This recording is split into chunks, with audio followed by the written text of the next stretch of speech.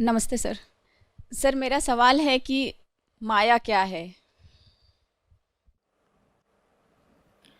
3 शब्दों में ही सब पूछ डाला।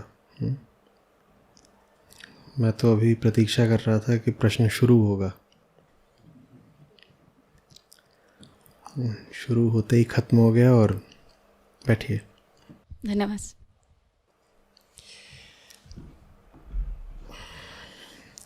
माया क्या है? जो कुछ भी आपके लिए है वो सब माया है।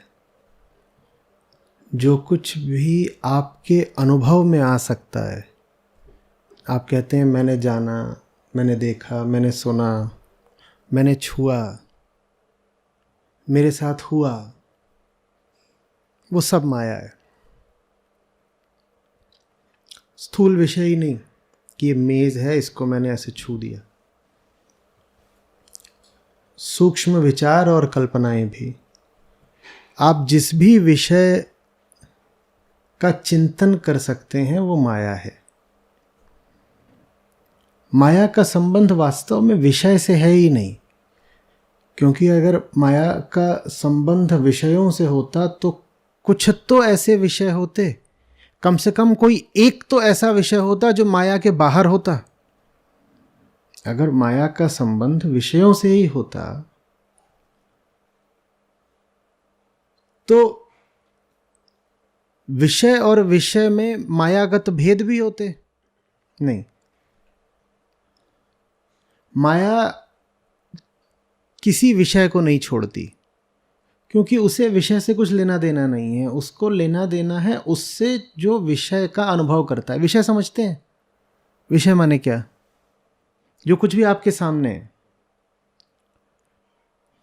आपके अनुभव का ऑब्जेक्ट।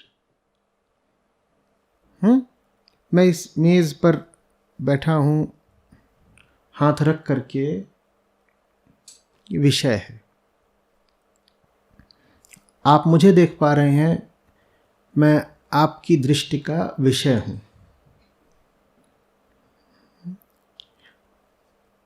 तो सब विषयों के अनुभोक्ता तो हम ही हैं ना। जो कुछ भी हमें प्रतीत हो रहा है सब माया है। वो क्यों माया है? क्योंकि उसमें कोई बड़ी बुराई है। जब हम कह रहे हैं कि सारे ही विषय माया हैं, बिना किसी अपवाद के, नहीं अंतर पड़ता कि कौन सा विषय है, सब विषय माया है, तो विषयों में कोई बड़ी बुराई होगी कि जानने वालों ने कह दिया सब विषय माया है, विषयों को त्याग दो। जरूर विषयों में ही कुछ बहुत बुरा होगा ना। ना ना, विषयों में नहीं कोई बुराई है, ना कोई अच्छाई है। हम ऐसे हैं कि हमें कुछ साफ दिखता नहीं। हम ऐसे हैं कि हमें कोई विषय समझ में आता नहीं। इसीलिए किसी भी विषय को लेकर के हमें जो कुछ समझ में आता है वो माया है। विषय बुरा नहीं है, विषय अच्छा भी नहीं है। अरे हमें तो यह भी नहीं पता कि विषय है भी कि नहीं है, पर वो जो कुछ भी है हमारे अनुभव क्षेत्र में है ना। हमारे अनुभव क्षेत्र में, और हम इतने बड़े तीरंदाज ऐसे सूरमा हैं कि जो कुछ भी हमारे अनुभव क्षेत्र में है हम उसको विकृत ही कर डालते हैं। जब मैं कह रहा हूं विकृत कर डालते हैं तो वो भी छोटी आधी बात है, क्योंकि विकृत करने के लिए भी कोई साबुत चीज चाहिए। हमें तो यह भी नहीं पता कि कोई साबुत चीज है भी कि नहीं। ये तौलिया है तह किया हुआ, ठीक। मैं इसको ऐसे करता हूं तो मैंने इसकी जो तह की व्यवस्था थी उसको क्या कर दिया? विकृत कर दिया। ये तो विकृति हुई। विकृति के लिए आवश्यक है कि कोई आधारभूत तथ्य होना तो चाहिए ना। यहां पर वो मौजूद था। क्या था? तौलिया था, और उसमें तह की एक व्यवस्था थी। मैंने वो व्यवस्था छिन्न भिन्न कर दी। अभी कोई आ सकता है ऐसा सूरमा भी, उसने तौलिया खराब कर दिया। आप मुस्कुरा रहे हैं, वो गंभीर है। उसने क्या किया? अभी अभी उसने तौलिया खराब कर दिया और उसको पूरा भरोसा है कि उसने तौलिया खराब कर दिया। माया इतना ही नहीं करती कि जो है उसको विकृत कर दे, माया उसको भी विकृत कर देती है जो है ही नहीं। जो है ही नहीं उसको विकृत कैसे कर देती है? कल्पना। माया कल्पना है। अच्छा, तो माने तथ्य तो एक तरफ है ना, जो कल्पित है मात्र वही माया है। बड़ी राहत मिली। माने तथ्य ठीक है, तथ्य माया नहीं है। जैसे ये मेज है, ये माया नहीं है। ये मेज है, ये मेज माया नहीं है। मैं कल्पना करने लग जाऊं कि मेज पर शरबत रखा हुआ है तो वो माया है। साहब, जो तौलिए को विकृत कर रहा था उसके लिए तौलिया था कि नहीं था? ये तौलिए को खराब करा गया। अभी यहां तौलिया था, उसको खराब किया गया। जो ये कर रहा था सिर्फ उसके लिए बताइए, अपने लिए नहीं। जो ऐसा कर रहा था उसके लिए तौलिया था कि नहीं था? था। और उसके देखिए तो तौलिया है। आप उसे कितना भी आश्वस्त कर लें कि तौलिया नहीं है, वो कहेगा मेरे लिए तो ये मेज है ना, आपके लिए ये मेज आपके लिए है, वो तौलिया उसके लिए है। आपको कैसे पता कि मेज तौलिया नहीं है? आपको कैसे पता कि मेज वास्तव में है ही? कौन गवाही देगा? क्या प्रमाण है कि यह मेज वास्तव में है? एक ही प्रमाण है, आपका अनुभव। तो आपके अनुभव को ही माया कहते हैं, क्योंकि आपके अनुभव का कोई भरोसा नहीं है। एक ही चीज का कभी आपको एक अनुभव होता है, कभी दूसरा अनुभव होता है। जो अनुभोक्ता है, जो अनुभव कर रहा है, वो स्वयं अपने अनुभवों की निर्मित मात्र है। अनुभोक्ता कहां से आ गया? वो अनुभव करता जाता है और अनुभव उसे बदलते जाते हैं। तो फिर वो अनुभवों का निष्पक्ष प्रमाणता कैसे हो सकता है? किसी भी चीज का निष्पक्ष अवलोकन करने के लिए या मूल्यांकन करने के लिए या सत्यापन करने के लिए मुझे उस चीज से अलग होना चाहिए ना, नहीं तो निष्पक्षता हो ही नहीं सकती। क्या हो सकती है? मैं जो हूं ही, मैं उसके विषय में कुछ नहीं जान सकता। मैं जो बन बैठा हूं उसके विषय में नहीं जाना जा सकता। और हम बनते ही अपने अनुभवों से हैं। इसी को द्वैत कहते हैं।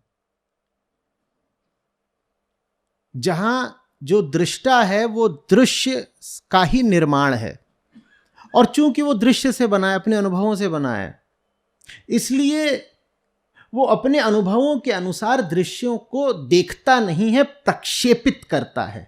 सब दृश्य उसके कल्पित दृश्य हैं, तथ्य नहीं है दृश्यों में। हम आमतौर पर सच्चाई को 3 तलों पर रखते हैं। हम कहते हैं सत्य, तथ्य, कल्पना। सत्य वो जो बदल ही नहीं सकता, चाहे समय बीत जाए, दुनिया बीत जाए, अनुभव करने वाला बदल जाए। सत्य वो जो नित्य है, अपरिवर्तनीय, जिसमें कभी परिवर्तन नहीं आएगा, जो समय की धारा से बाहर है, उसे कहते हैं सत्य। तथ्य क्या होता है? तथ्य सत्य से नीचे होता है। तथ्य सामाजिक होता है। उदाहरण देता हूं। आप यहां इतने लोग बैठे हुए हैं और मैं कह दूं कि यहां शरबत रखा हुआ है, और यहां मान लीजिए 200 जने बैठे हैं और 199 को ये शरबत दिख नहीं रहा। एक मैं हूं जो कह रहा हूं कि यहां शरबत रखा हुआ है, आप मुझे उठा करके पागलखाने में डाल देंगे। तथ्य सामाजिक होता है। तथ्य बड़ा लोकतांत्रिक होता है। जो सबको प्रतीत हो रहा है वही तथ्य है, और तथ्य का और कोई प्रमाण होता ही नहीं है। सबको दिखाई दे रहा है तो तथ्य होगा ही। अब यहां पर मैं अकेला अल्पमत में आ गया ना। आप 200 लोग बोल रहे हैं यहां पर शरबत नहीं है, मैं बोल रहा हूं यहां शरबत है। और दुनिया की कोई भी अदालत किसके पक्ष में निर्णय देगी? जो उसको दिखाई दे रहा होगा। उसको भी यही दिखाई दे रहा है कि यहां पर नहीं है तो कहेगी नहीं है, और जिसको दिख रहा है वही पागल है। और मैं अपना पक्ष कैसे प्रमाणित करूं? मेरे पास कोई तरीका नहीं है। तो तथ्य सामाजिक होता है। तथ्य का बस यही है कि जैसा मुझे दिख रहा है वैसा ही आपको दिख रहा है, वैसा उसको दिख रहा है, तो हम कह देते हैं ये बात सच है, क्योंकि सबको दिख रही है ना। समझ में आ रही है बात? और सबको एक सी जानते हैं क्यों दिखती है? क्योंकि हम सबकी शारीरिक संरचना एक जैसी है। जिनकी शारीरिक संरचना अलग होगी उनके तथ्य बदल जाएंगे। अभी यहां एक कुत्ते को ले आया जाए जिसका शरीर अलग है, एक खरगोश को ले आया जाए जिसका शरीर अलग है, तो उसे यहां मौन में भी बहुत कुछ सुनाई दे जाएगा जो आपको नहीं सुनाई दे रहा। उनके लिए वो तथ्य होगा, आप कहेंगे यहां मौन है, आपके लिए तथ्य है मौन, वो कहेंगे नहीं साहब यहां तो बहुत शोर है, और उनको सुनाई दे रहा है। तो तथ्य हमारे शरीर का गुलाम होता है, तथ्य हमारे शरीर से उठता है। और समाज में जितने लोग हैं सबके शरीर एक जैसे हैं मूलभूत रूप से, इसलिए तथ्य सामाजिक होता है। समझ में आ रही है बात? हाँ, लेकिन सत्य नहीं होता तथ्य। तथ्य अगर सत्य होता तो जहां आपके लिए मौन है वहीं खरगोश और कुत्ते के लिए भी मौन होता। 20 हर्ट्ज से नीचे, 20,000 हर्ट्ज से ऊपर कुछ नहीं सुनाई देता आपको। अल्ट्रावायलेट भी नहीं दिखाई देता आपको, इंफ्रारेड भी नहीं दिखाई देता आपको। 4000 एंगस्ट्रॉम से नीचे, 8000 एंगस्ट्रॉम से ऊपर कुछ नहीं देख सकते। कोई और है जो देख लेता है, उसके लिए उसको दिखाई पड़ रहा हो, कहेगा यहां कुछ है, आप कहेंगे आपको नहीं दिखाई पड़ रहा। आपको नहीं दिखाई पड़ रहा तो आपके लिए तथ्य नहीं है, जबकि यहां पर वास्तव में कुछ हो सकता है। बस जो है वो 4000 एंगस्ट्रॉम से नीचे की वेवलेंथ पर रेडिएशन विकीर्ण कर रहा, आपको नहीं दिखाई देगा, आपको नहीं दिख रहा। आप कहेंगे है ही नहीं, बिल्कुल नहीं है तो बस आपके अनुभव में नहीं आ रहा। हम इतने अहंकारी लोग होते हैं कि अपने अनुभव को ही सत्य की कसौटी मान लेते हैं। मैं कहता हूं मेरे अनुभव में आया तो सच है, मेरे अनुभव में नहीं आया तो सच नहीं है। इसी को माया कहते हैं। माया है अहंकार का स्वयं को सत्य मान लेना। माया है अपने अनुभवों को ही सच मानकर बैठे रहना। और माया लोक संस्कृति में इतनी घुस जाती है कि फिर हम कहने लगते हैं कि साहब आंखों देखी कानों सुनी बात है तो सच्ची ही होगी। माया मुस्कुराती है, माया कहती है किसकी आंखें, किसकी आंखें? तुम्हारी आंखें। तुम हो कौन? तुम्हारी आंखों ने देखा ना, इसीलिए तो झूठ है। तुम्हारे कानों ने सुना ना, इसीलिए तो झूठ है, क्योंकि तुम्हारी आंखें सच देख नहीं सकती। कृष्ण कहते हैं बड़े अभ्यास से इंद्रियों को निर्मल बनाया जाता है। प्रमाणित करूं माया है ठीक अभी? चलिए 10-15 मिनट से बोल रहा हूं, बताइए आपने क्या सुना? सब अपने अपने मन में, सब अपने अपने मन में 30 सेकंड का एक वक्तव्य तैयार कर लें कि मैंने क्या कहा। मैं तो एक हूं ना आपके देखे, या यहां कई अलग अलग बैठे हुए हैं वक्ता, एक नहीं कहा ना, तो एक ही बात कही होगी, एक ही बात कही होगी ना। सोच लीजिए कि मैंने क्या कहा।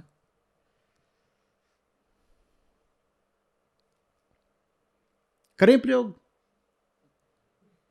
200 अलग अलग उत्तर आने वाले हैं, 200 अलग अलग उत्तर आने वाले हैं। और यही नहीं कि वो एक ही बात को अलग अलग शब्दों में कह रहे होंगे, आप हैरत में पड़ जाएंगे। आधी से ज्यादा बातें ऐसी बोली जाएंगी जो मैंने कही ही नहीं, और जो बाकी आधी हैं उसमें 2/3 ऐसी होंगी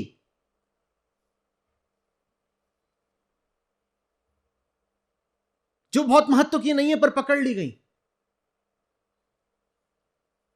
जो महत्व का है वो कोई 1-2 लोग होंगे, वही बता पाएंगे कि ये बोला। ऐसा कैसे हो गया कि जब एक ही चीज थी तो सबके अनुभव में अलग अलग आई? तो बताइए फिर हमारे अनुभवों का महत्व क्या है? कितनी गंभीरता से लें अपने अनुभवों को। पिछले 10 मिनट में ही आपको जो अनुभव हुए हैं वही मायावी हैं। आपको बिल्कुल नहीं पता मैंने क्या कहा, जबकि यहां पर कई तरह की रिकॉर्डिंग चल रही है। ये एक जगह भेज रहा है, एक जगह, और एक और रखा हुआ दूसरी तीसरी, और ये यहां लगा हुआ है। इन चारों से पूछेंगे तो ये बताएंगे कि मैंने एक ही बात कही। और यहां आप 4 लोगों से पूछ लें तो आप कहेंगे 4 अलग अलग बातें, एकदम 4 अलग अलग बातें। खुदा न खास्ता यहां किसी का नाम ही अगर माया हो तो वो तो एकदम ही अलग बताएंगे। कहेंगे आपने कहा माया विश्व सुंदरी है, माया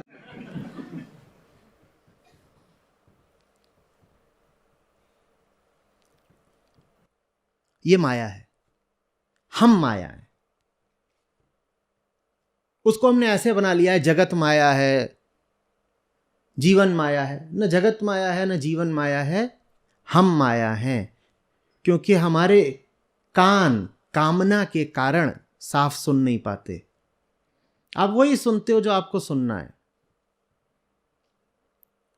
और अहंकार को अपनी अनुगूंज को ही सुनना है और सत्य को सुनने से बचना है। अहंकार को बस अपने होने की गूंज सुननी है, क्योंकि बहुत डरा हुआ होता है। वो कुछ ऐसा सुन ही नहीं सकता जो उसे तोड़ देगा। तो मैं कुछ भी कह रहा हूं, आप सुनेंगे वही जो आपको सुनना है, और जो आपके लिए वाकई मतलब की और महत्व की बात होगी, आप उसको चुन चुन कर चावल में से कंकड़ की तरह बीन कर अलग कर देंगे, सुनेंगे ही नहीं। कितनी खतरनाक बात है। इसलिए माया महाठगिनी हम जानी, वो ठगती है। सच कोई अदृश्य तो है नहीं, ना उसको आंख मिचौली लुका छिपी खेलने से कोई प्रयोजन है। वो तो समक्ष है, कूटस्थ है। तो फिर ज्यादातर लोग झूठ में ही क्यों जीते हैं, झूठ में ही क्यों मर जाते हैं? क्योंकि सच होगा चारों तरफ, हम उसे स्वयं में प्रवेश नहीं करने देते। जैसे तेल की बूंद पानी में, आप उसे पानी में एकदम गहरे भी छोड़ दीजिए तो भी पानी उसके भीतर नहीं प्रवेश करेगा। वो अपना अस्तित्व बचा कर रखती है और फिर जल्दी से उठ करके सतह पर आ जाएगी। वो कहेगी चारों तरफ पानी होगा, मुझ में नहीं है पानी। वैसे ही हम हैं। अब समझ में आ रहा है? पानी में मीन प्यासी, सुन सुन आवे मुहे हंसी। वो चारों तरफ है, हम उसे स्वयं में नहीं आने देते। हमारे कान सच की बरसात में भी झूठ को सुन लेते हैं। हमारी आंखें वो देख लेती हैं जो है ही नहीं, जो है ही वो हमें दिखाई नहीं देता। इसलिए फिर सत्य को अगोचर कह दिया जाता है। सत्य नहीं अगोचर है, या ऐसे कह दीजिए कि सत्य यदि अगोचर है भी तो किसके लिए है? यही वेदांत का मूल प्रश्न है। किसके लिए? For home? सत्य अगम है, कौन उसमें गमन नहीं कर पाता? झूठ ही तो। सत्य में प्रवेश नहीं करा जा सकता। किसके द्वारा? किसके द्वारा? यही वेदांत कहता है। कोई भी वस्तुगत ऑब्जेक्टिव तथ्य होते नहीं है। तो आपसे कोई भी बात बोली जाए, आप तुरंत पूछिए ये बात किसके लिए है? किसके लिए है ये बात? सत्य निराकार है, यह भी कोई एब्सोल्यूट वस्तुगत तथ्य नहीं है। किसके लिए निराकार है? वो जिसका बड़ा स्वार्थ है साकार बने रहने में, माने हमारे लिए है वो। हमें साकार बने रहना है तो फिर हम कहते थे निराकार है, क्योंकि दूरी है ना, दूरी है। तो कैसे समझाएं दूरी को? तो कह देते वो निराकार है, इसीलिए हमें कुछ पकड़ में समझ में नहीं आता। आपका साकारता में स्वार्थ है, इसलिए सत्य आपके लिए निराकार है। साकार होने के साथ तादात्म्य हटाइएगा, स्वार्थ हटाइएगा, फिर बताइएगा कि सत्य निराकार है क्या?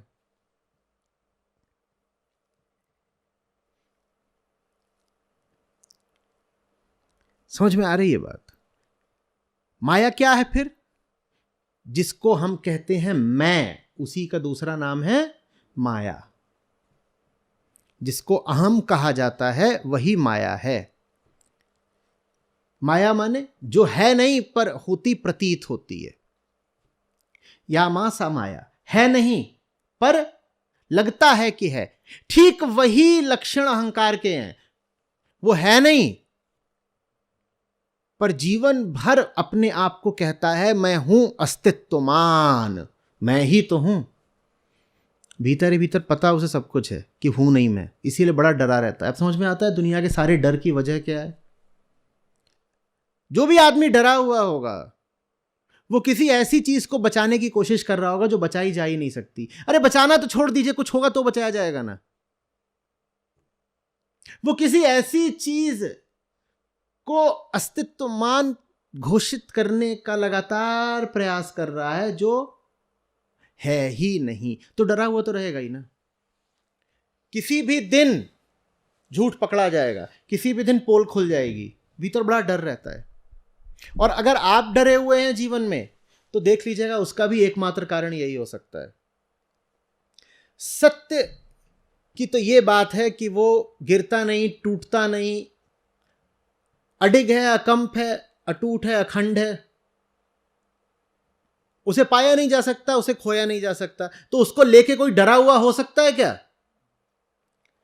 जिसको खोया जा ही नहीं सकता, जो टूट ही नहीं सकता, जिससे बड़ा उसे कभी कुछ आकर निकल ही नहीं सकता, आग जिसको जला नहीं सकती। श्री कृष्ण याद आ गए, नैनम दहति पावक। कोई भी चीज आकर के जिसको छेद नहीं सकती, काट नहीं सकती, फाड़ नहीं सकती, नैनम छिंदन्ति शस्त्राणि, याद आ गए। उसको लेके कोई डर हो सकता है क्या? वैसी तो कोई चीज मिल जाए तो आप ठाठ में जिएंगे, ये बढ़िया कुछ ऐसा मिल गया है जो ना टूटेगा ना छीनेगा, काल भी उसको कभी काट नहीं पाएगा। पर हम सब डरे सहमे सकुचाए जीते हैं। वजह, जीवन का आधार ही किसी झूठ को बनाया है, उसी को माया कहते हैं। माया को दो तरह से समझाया जाता है। कहते हैं आवरण करती है, वो आवरण शक्ति होती है उसमें। आवरण माने सच के ऊपर वो आवरण बन जाती है, जो है ही माने सत्य, उसको देखने नहीं देती आपको। ये माया की आवरण शक्ति है। और दूसरी कहते हैं विक्षेप शक्ति, जो नहीं है वो आपको दिखा देती है। प्रक्षेप ही विक्षेप है, प्रक्षेपण करना ही विक्षेप है। नहीं है पर आपने देख लिया। कैसे? हमें लगता है, हम सबको लगता रहता है ना बहुत कुछ। एक आदमी आया, उसकी शक्ल देखी, कुछ नहीं जानते उसके बारे में, बुरा लग गया, नहीं हमें तो लगता है। हम सबको न जाने कितनों से नफरत है। क्यों नफरत है? हमें बुरा लगता है। ये जो लगना है ना, यही माया है। प्यार भी ऐसी हो जाता है, हमें अच्छा लगता है। नहीं लगता है माने क्या? नहीं लगता है, यही माया है। क्योंकि आपको लगता है, बगल वाले को नहीं लगता है। आपको भी सुबह लगता है, शाम को नहीं लगता है। आपको भी अगले 2 दिन तक लगता है, तीसरे दिन नहीं लगता है। आज आपको जो कुछ बहुत लगता है, आज से 10 साल पहले भी लगता था क्या? 10 साल पहले जो बड़े लगते थे, आज बहुत जोर की लगते हैं। होता है कि नहीं होता है? यही माया है। और जब कुछ लग रहा होता है उस वक्त वही सच लग रहा होता है। यही है कि नहीं? यही लगाई बुझाई माया है। लग गया।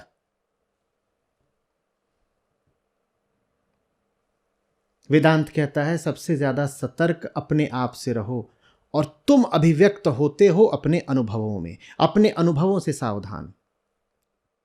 मैं को किसी ने देखा नहीं, पर मैं की प्रतीति होती है मैं के अनुभवों से।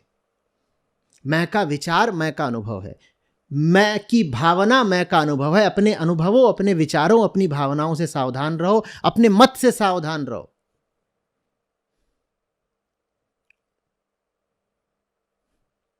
अपनी विचारधारा से सावधान रहो।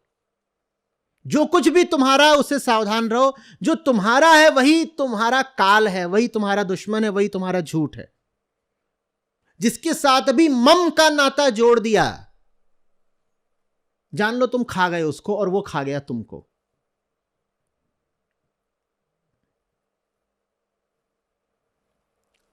समझ में आ रही है बात? जगत को माया नहीं बोला वैदिक ऋषियों ने। किसको माया बोला है? जगत के दृष्टा को। जगत का दृष्टा मायावी है, कारण वो जगत से लिप्त है, वो जगत के प्रति कामुक दृष्टि रखता है, इस कारण वो मायावी है। जगत का उसे कुछ पता नहीं लगने पाता कभी, जगत है या नहीं है यह भी वो जान नहीं पाता कभी।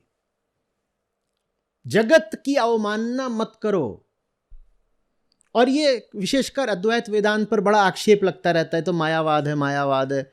ये तो कह देते हैं दुनिया है ही नहीं। अरे अगर दुनिया नहीं है तो तुम भी नहीं हो ना, चलो तुम गायब हो जाओ। इस तरह के फूहड़ चुटकुले चलते हैं कि जब दुनिया नहीं है तो तुम भी नहीं हो, चलो छूमंतर होकर दिखाओ। ये अनपढ़ों की बातें हैं। आपसे कहा जा रहा है कि साफ साफ देखिए, नहीं देख पा रहे तो प्रयोग करके जानिए कि आपकी दृष्टि निरंतर धूमिल रहती है, आपके कानों में बीमारी है और आपका मन ममत्व से ग्रसित है, बीमार है। आपका कोई भी अनुभव विश्वास योग्य नहीं है।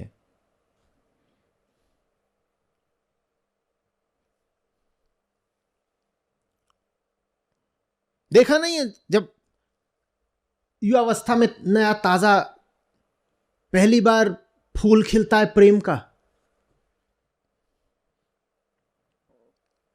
मल भी कमल जैसा दिखने लगता है। सबको दिख रहा होगा, उसके मां बाप को दिख रहा होगा, उसके दोस्त यारों को दिख रहा होगा, पूरे मोहल्ले को दिख रहा होगा। तू कर क्या रहा है, कहां? बोलेगा नहीं, ब्यूटी लाइज इन, पूरा करिए, जोर से बोलिए। In the eyes of the beholder, यही माया है। जो कुछ मात्र आपकी आंख में है और कहीं नहीं, उसको माया कहते हैं। तो जैसे ही आपने कह दिया कि beauty lies in the eyes of the beholder, ये मायावी वक्तव्य है। अच्छा, आप एक पागल खाने जाते हैं, आप कैसे जान जाते हो पागल खाना? आपको नहीं बताया गया वो पागल खाना है। आपको कैसे पता चलेगा कि वहां सब पागल ही पागल हैं? कैसे पता चलेगा? क्योंकि वहां जो कुछ है वो किसी की आंख में है। बस मैं एक पागल हूं, मेरी आंख में क्या है? मेरी आंख में है कि यहां कहीं जरूर एक बंदूक है, एक तोप है, एक चाकू है जो मुझे मारने के लिए लाया गया है, और मैं कोने में बैठा हुआ हूं एक ऐसे लग के, और ऐसे ऐसे कांप रहा हूं। और पूछाएगा बेटा इतना क्यों परेशान, क्यों कांप रहे? तो क्या बोलूंगा? यहां बंदूक है, यहां तोप है जो लाई गई है मुझे मारने के लिए। कहां है?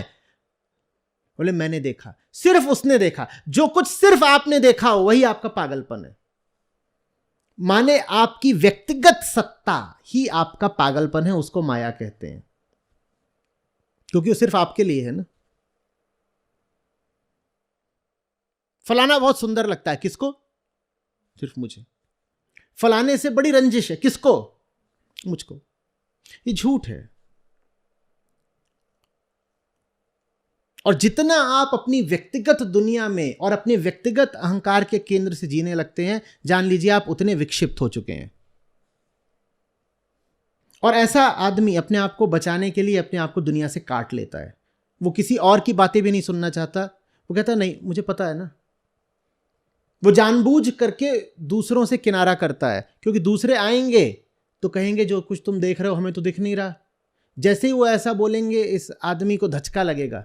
इसको विवश होना पड़ेगा अपनी बातों पर पुनर्विचार करने के लिए, अपने मत का पुनर्मूल्यांकन करने के लिए। उसी चीज से ये डरता है, तो ये किसी से बात ही नहीं करता। आपने देखा होगा कि जो लोग किसी एक विशेष मत को लेकर बड़े आग्रही हो जाते हैं, वो विरोधी मत से एकदम छुआछूत का रिश्ता रख लेते हैं। फिर देखा है कि नहीं?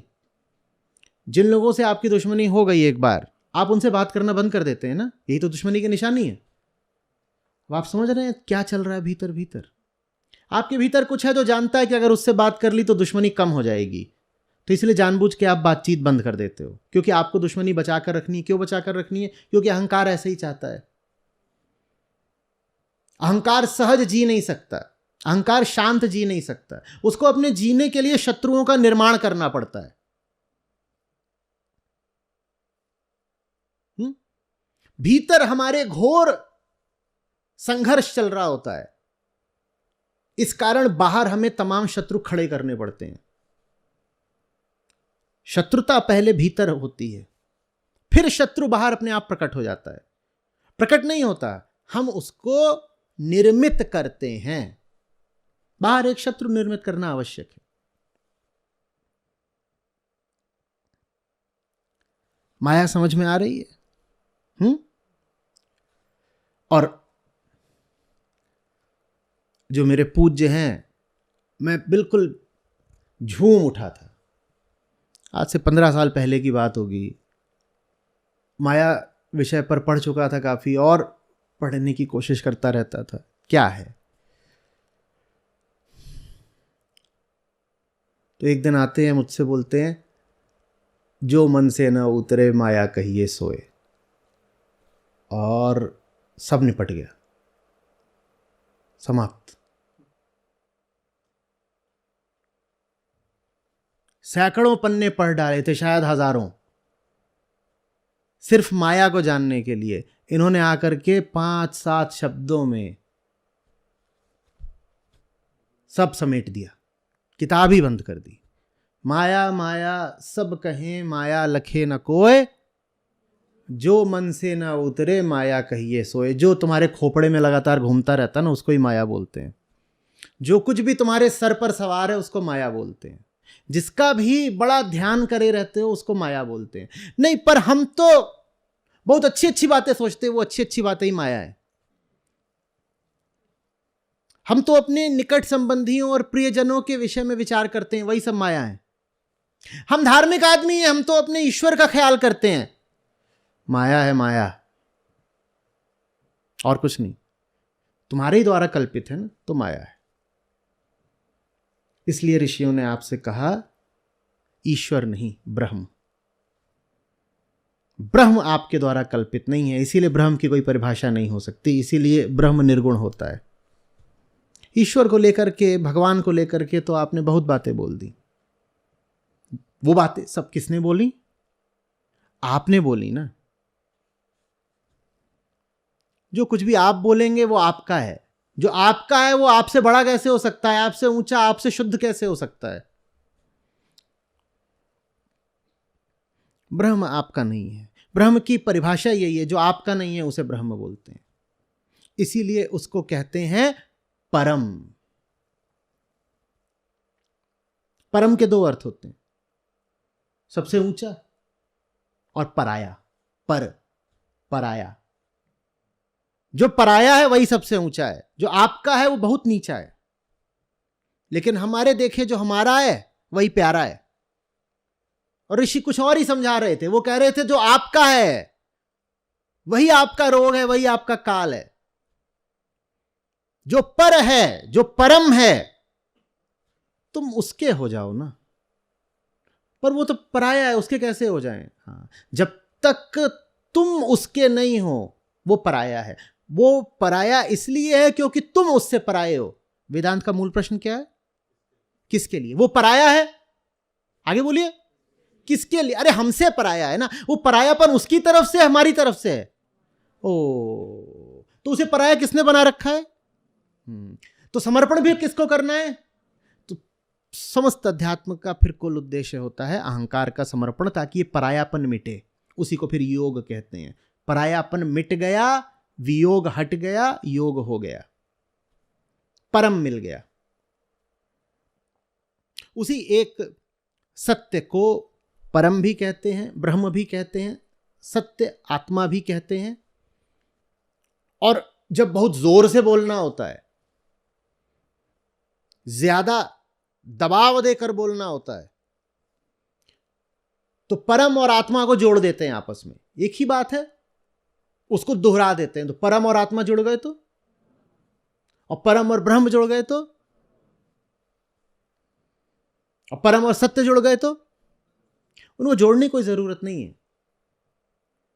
उनको जोड़ने की कोई जरूरत नहीं है। पर जोड़ भी दो तो कोई बुराई भी नहीं है, वो एक ही है। जैसे आप किसी को बोले यहां आओ, फिर बोले कम हियर, फिर बोले इस तरफ, सब एक ही बात है ना। कई बार लेकिन आप चाहते हो जोर देकर बोलना, डबल एम्फेसिस के साथ बोलना, तो फिर आप कह देते हो परमात्मा। परमात्मा और आत्मा कुछ अलग नहीं होते, वो एक ही बात है।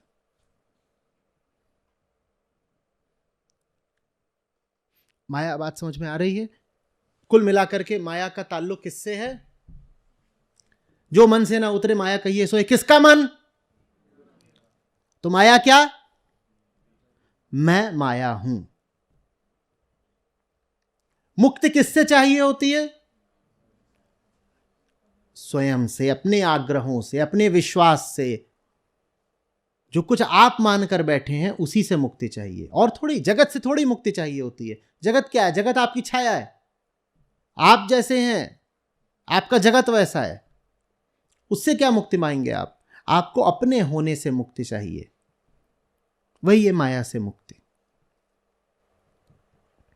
देखिए, अध्यात्म अध्यात्म नहीं है अगर वो दुनियादारी की बात करना शुरू कर दे, फिर वो बाजारू हो गया। दुनियादारी बाजारों में चलती है। धर्म के नाम पर, अध्यात्म के नाम पर कहीं भी आप पाएं कि इधर उधर की बातें ज्यादा हो रही हैं। ये चीज, फलानी क्रिया, फलाना काम, फलाना फल, फलानी सब्जी, फलानी जगह, फलाना पानी, फलाना पत्थर, तो वो बात धार्मिक नहीं है। धर्म का संबंध मात्र और मात्र आपके अंतःकरण से है। दुनियादारी की जगह कहां है? बाजारों में। खेद की बात यह है कि अध्यात्म भी क्या बन चुका है?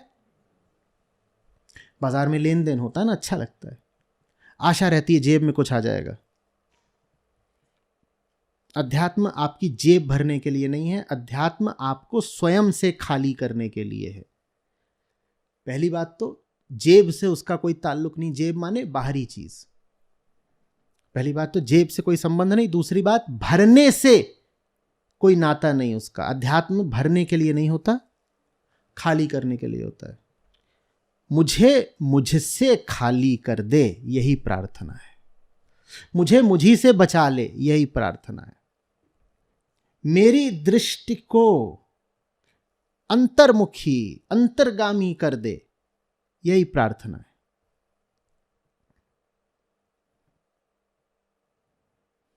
मुझे वैसा नहीं रहना मैं जैसा बन बैठा, यही प्रार्थना।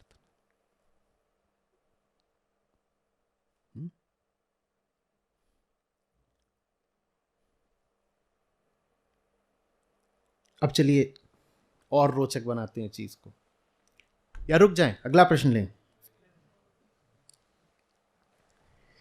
तो जिन्होंने मुझसे कहा कि जो मन से ना उतरे माया कहिए सोए, उन्होंने ही फिर एक दिन आकर कह दिया कि माया दो प्रकार की, जो जाने सो खाए, एक मिलावे राम से और दूजी नरक ले जाए। ये क्या बात हो गई? वही गाते रहते थे, माया महाठगनी हम जानी, हाँ, और शिव के घर शिवानी, तीरथ में भई पानी, ब्रह्मा घर ब्रह्मानी। और अब कह रहे माया दो प्रकार की है। माया ही राम से भी मिलाती है और माया ही नरक भी ले जाती है। दो प्रकार की माया क्या होती है? दो प्रकार की माया क्या होती है? कुछ नहीं समझ रहे ना, कुछ नहीं सीख रहे। माया माने मैं, तो दो प्रकार की माया माने दो प्रकार का, हाँ, बस यही है। अहंकार गति लगातार करता रहता है, अहंकार गति में जीता है, इसलिए तो घड़ी टिक टिक टिक टिक टिक टिक करती है ना, इसीलिए तो धड़कन धक धक धक धक करती है ना, वो गति है। अहंकार लगातार क्या कर रहा है? गति कर रहा है। गति दो दिशाओं में हो सकती है। एक गति हो सकती है अपने ही प्रक्षेपण, अपनी ही कल्पनाओं की ओर, माने संसार की ओर। वो बहिर्मुखी अहंकार है, जो कि 99.99% लोगों का होता है। उसे बाहर जाना है। और एक अहंकार हो सकता है जो कह रहा है बाहर जाकर कुछ मिलता नहीं। क्या मुझे बाहर कुछ ऐसा मिल सकता है जो मुझे बाहर से मुक्ति दिला दे? हाँ, मना मत करिए, ये दूसरे तरह का अहंकार है, ये राम से मिलाता है। क्योंकि आप जो भी गति करेंगे, आप कहां करेंगे? करेंगे तो इसी जगत में ना, जिससे भी मिलेंगे जगत में ही मिलेंगे। तो ये जो दूसरी प्रकार की माया है जो राम से मिलाती है, ये कह रही है इसी दुनिया में मुक्ति के दरवाजे भी मौजूद हैं, पर वैसा दरवाजा 1000 दरवाजों को खटखटाने के बाद खुलता है। क्या है तुम में इतनी मुमुक्षा, इतना प्रेम कि दुनिया को लगातार ठुकराते रहो जब तक दुनिया में एक वो ना मिल जाए जो प्यार के लायक है? ये वो माया है जो राम से मिलाती है।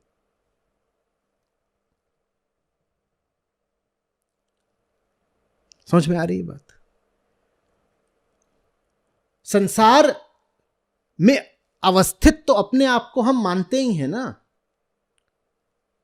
या मेरे बस बोल देने से ऐसा लगेगा कि नहीं दुनिया है ही नहीं, ये तो बस मेरे द्वारा ही रचा हुआ मकड़ जाल है। वेदांत में ऐसे ही बोलते हैं। कई बार ऐसा होता है कि मकड़ी अपने ही द्वारा रचे गए जाल में फंस जाती है, व्यक्ति वैसे ही अपने द्वारा प्रक्षेपित जगत में फंसा हुआ जीवन भर दुख पाता है। और एक बहुत संक्षिप्त सा बौद्ध ग्रंथ है शून्यता सप्तति, तो उसके रचयिता नागार्जुन वो इसको ऐसे बोलते हैं कि जैसे कि कोई चित्रकार हो, वो दीवार पर एक बड़ा भयानक चित्र बनाए और फिर स्वयं ही उस चित्र को देखकर डर जाए, ऐसे हम हैं। हम खुद ही रचते हैं अपनी दुनिया और फिर अपने द्वारा ही रची दुनिया के शिकार हो जाते हैं। समझ में आ रही बात? दुनिया में ही मुक्ति का साधन भी मिलेगा, लेकिन मैं को पहले मुक्तिमुखी होना पड़ेगा। आपके हाथ में है आप कैसे रचते हैं। एक प्रकार से माया आपको बड़ी ताकत भी देती है। माया आपको चुनाव का अधिकार देती है ना। जगत में सब कुछ है, तुम्हारे लिए क्या है ये तुम चुनो। ठीक वैसे जैसे आप बाजार दुकान जाते हैं, आप चुनते हो ना आपके लिए क्या है। सब कुछ थोड़ी उठा लाते हो। जिन्होंने जाना है उन्होंने हमसे कहा है कि तुम आज तक जो भी उठा के लाए अपने लिए सब गलत ही उठा कर लाए हो, और उसका कुल प्रमाण है तुम्हारी आज की हालत। लेकिन देर कभी नहीं हुई है। आज भी नए चुनाव कर सकते हो। सही चुनाव कौन सा है? जो मुक्ति की ओर ले जाए। और ये बड़ी जादुई बात है कि ये जो जगत है, इसी जगत में ऐसे सहायक तत्व मौजूद हैं जो जगत से मुक्ति दिला देते हैं। ऐसे समझिए कि जैसे आप कहीं जाएं, आप एक शॉपिंग मॉल गए, वहाँ बहुत कुछ है। ज़्यादातर जहाँ जो है वो वैसा ही है जो आपको और बांध लेगा। क्यों? चीज़ गलत नहीं है, हमारी नज़र गलत है। हम उसका इस्तेमाल बंधने के लिए ही करना चाहते हैं। फिर उसी मॉल में एक किताबों की दुकान है। वहाँ मान लीजिए 3000 किताबें रखी हैं। 3000 में से 2800 2900 किताबें ऐसी हैं जो आपको बर्बाद ही कर देंगी।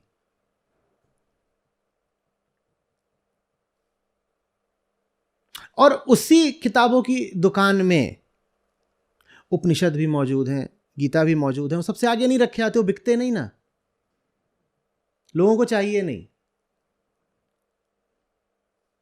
जो किताबों की प्रदर्शनी करी जाती है, वो जो विंडो में किताबें सजाई जाती हैं, उनमें आपने कभी उपनिषद रखे देखे? वहां देखा है क्या फूहड़ सामग्री रखी होती है? लेकिन होते हैं, अंदर रखे होते हैं। कहीं ना कहीं आपको गीता की एक प्रति मिल ही जाएगी। वही शॉपिंग मॉल जो आपको बर्बाद कर सकती थी, हो सकता है कि वहीं से आप गीता लेकर के लौटें। माया दो प्रकार की। वही शॉपिंग मॉल आपको राम से भी मिला सकती है।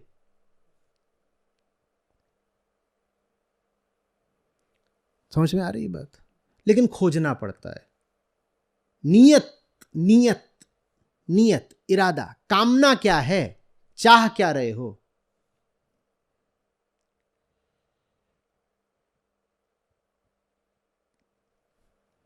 अहंकार तो हम हैं ही। अभी यहां मंच से कौन बोल रहा है? अहंकार बोल रहा है। वहां सामने श्रोताओं में कौन है? अहंकार है। अहंकार बोल रहा है, अहंकार सुन रहा है। दिशा क्या है अहंकार की? जगमुखी है, बंधमुखी है, या मुक्तिमुखी है। और सिर्फ वही एक चीज है जो हमारे हाथ में, और कुछ भी नहीं। चुनो ना किसको देखना है, चुनो ना प्रेम किससे है।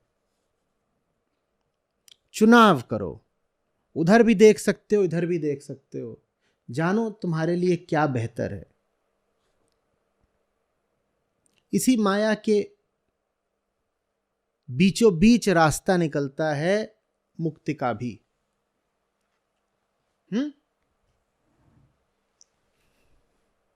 नदी बाधा होती है ना, और अध्यात्म में नदी का प्रतीक बहुत इस्तेमाल किया जाता है कि डूब जाओगे, इस तट से उस तट जाना है। मंझधार है, नाव बेकार है, और बेहोश खेवनहार है, ये सब कहा जाता है ना। लेकिन वही जो पानी है वो उस पार जाने में मदद भी कर देता है, अगर नियत हो, अगर सही चप्पू चलाओ या सही तरीके से तैर जाओ। जब आप तैर रहे हो, आपने कभी सोचा आप तैर रहे हो, आपकी मदद कौन करता है? कौन मदद करता है? पानी ही आपकी मदद कर रहा है। वही पानी जो आपको डुबो सकता है, वही पानी बॉयंसी के कारण आपकी मदद भी करता है। पानी में आप हल्के हो जाते हो। जब पानी में आप हल्के हो जाते हो तो अपने आप को आगे फेंकने के लिए हाथ पांव का आप चप्पू चलाते हो ना, तैरने में कम श्रम करना पड़ता है। पानी जितना भारी होता है उसमें तैरना उतना आसान। माया नदी के पानी की तरह है। आपको ये भवसागर पार करना है, और पार करने में सहायता भी आपकी पानी ही करेगा। जगत में आप मुक्ति हेतु हैं, लेकिन मुक्ति भी जगत की सहायता से ही मिलेगी। जगत को दुश्मन मत मान लीजिएगा। भारत ने बड़ा नुकसान उठाया है। पूरी जिंदगी को ही, पूरी दुनिया को ही परित्यक्त बना करके।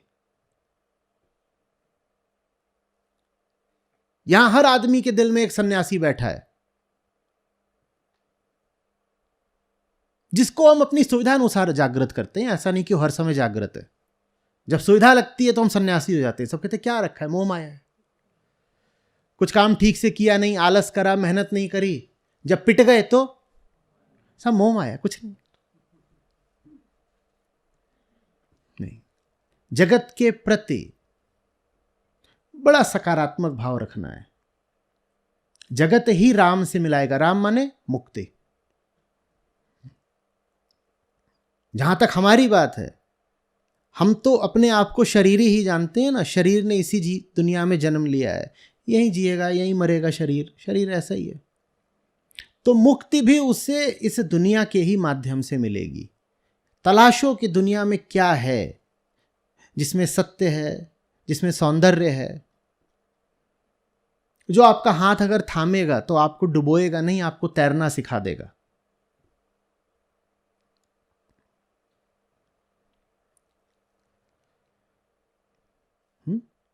ये जीने की विधि ही हो गई।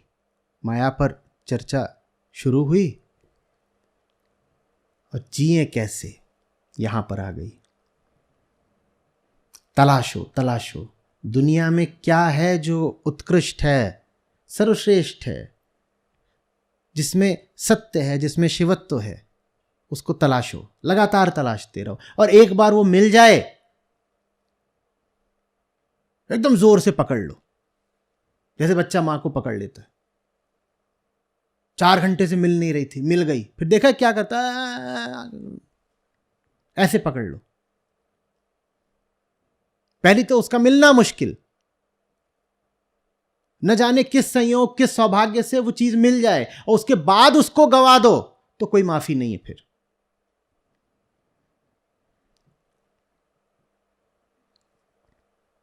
साधना यही है, पाते जाओ बचाते जाओ। पात तो आप लेते हैं, बचाते नहीं।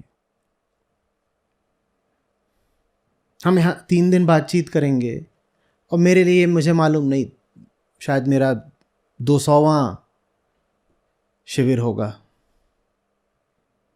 बहुत हुए हैं जो क्षणांश को मुक्त हो गए, चढ़ गए बिल्कुल शिखर पर, हिमालय की चोटी पर, और फिर वहां से धड़ाम से गिरे।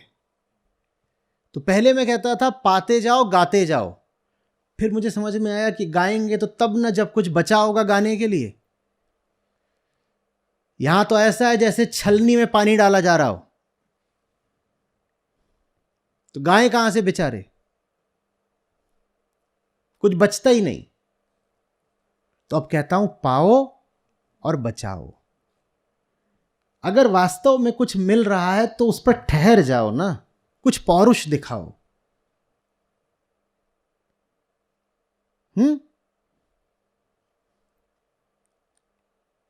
मैच में एक बार आप देख लेते हो, किसी के हाथ में कैच आ रहा था और वो कैच हाथ से उचक गया, देख गाली।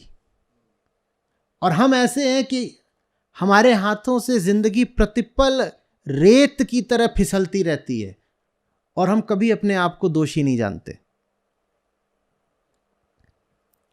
पाओ और बचाओ। एक पल देखिए आना है ऐसा जब पाने की संभावना भी समाप्त हो जाएगी, और कोई नहीं जानता वो पल कब आता है। आज ही है कि चीन से शुरू हुई बीमारी अब फिर बड़ी लहरों के साथ पूरी दुनिया पर छाने वाली है, और फिर आंकड़े वही हैं, 100 200 400 वाले नहीं, लाखों और मिलियंस वाले आंकड़े आ रहे हैं। नहीं जानते कितने सच हैं कितने झूठ। पर कोविड नहीं होगा तो कुछ और होगा, क्या पता क्या होगा। एक पल तो आता है ना जिसके बाद कोई पल नहीं आता, उससे पहले पकड़ लो।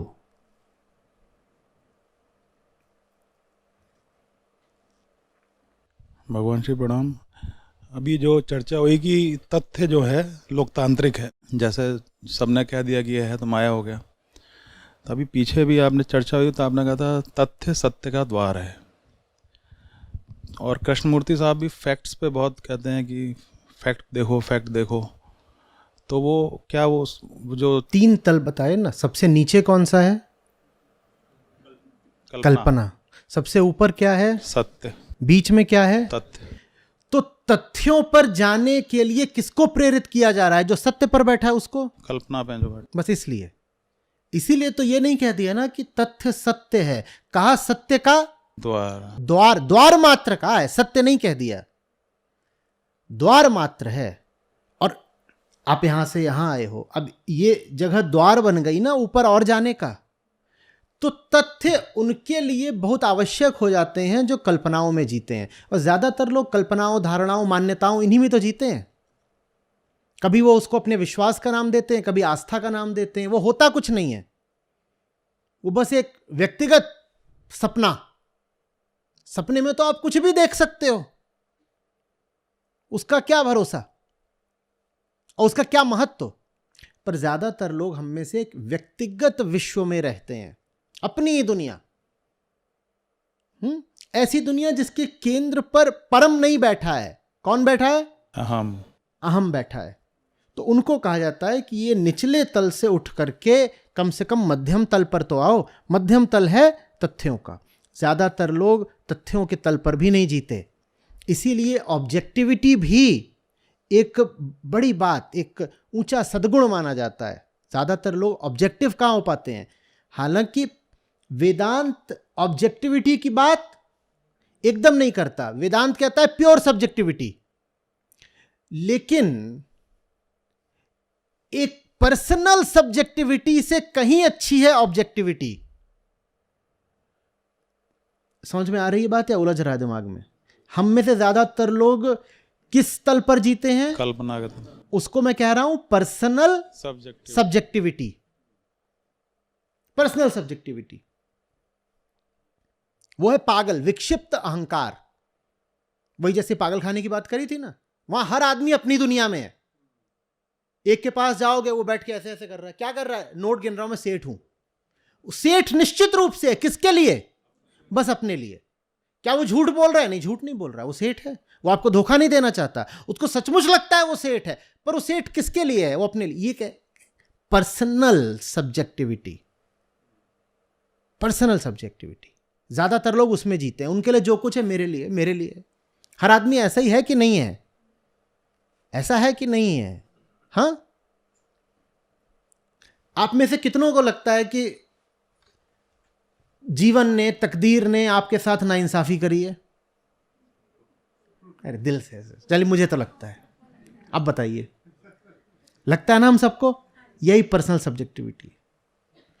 मैं तो महान हूं, वो तो जीवन में मेरे साथ कुछ अनायास दुर्घटनाएं वगैरह हो गई, अन्याय हो गए, नहीं तो मैं पता नहीं क्या होता, पता नहीं क्या होता।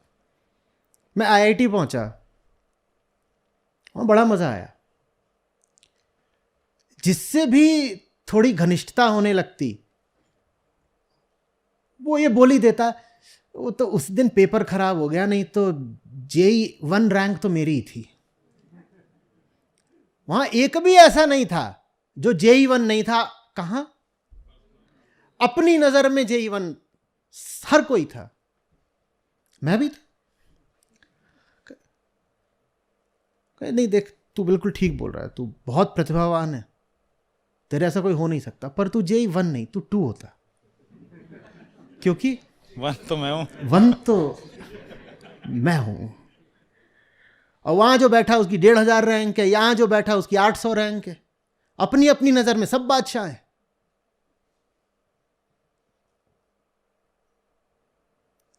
हैं कि नहीं है? किसी को भी अपनी सच्चाई पता है क्या? आध्यात्मिक सवाल नहीं है ये, एकदम जमीनी बात पूछ रहा हूं। किसी को भी अपनी सच्चाई पता है क्या? हाँ, तो हम तथ्यों में भी नहीं जीते, हम फैक्ट्स में नहीं जीते। किसी से उसका कद पूछो, हो नहीं सकता वो 2 इंच बढ़ा के ना बताए। और किसी से उसका वजन पूछो, हो नहीं सकता 2 किलो गिरा के ना बताए। और 100 बार जब आप झूठ बोल लेते हो तो आपको सचमुच लगने लगता है कि आपका कद वास्तव में 5'10" है। 5'10", तू 5'10" हो ही नहीं सकता। क्यों? क्योंकि तू मुझसे कम से कम 4 इंच नीचे है, और मैं तो 6 फुट हूं। मैं 6 फुट हूं, मुझे देखो, मैं 6 फुट, और तू मुझसे 4 इंच तो नीचे होगा ही, तो तू 5'10" नहीं हो सकता। माने झूठ को काटने के लिए भी एक दूसरे झूठ का सहारा लेते हैं हम। ये भी नहीं कि हमें पता हो सच क्या है और सच के संदर्भ में किसी बात को झूठ बोलते हो। हम झूठ भी झूठ के ही संदर्भ में पकड़ते हैं, हम ऐसे झूठे हैं। तो फैक्ट्स भी हमारे लिए बड़ी विरल उपलब्धि हैं, हम फैक्ट्स में भी नहीं जी पाते। एक कभी कभार किसी की जिंदगी में वो पल आता है जब वो निरपेक्ष होकर अपने जीवन को देख के कह पाता है, देखो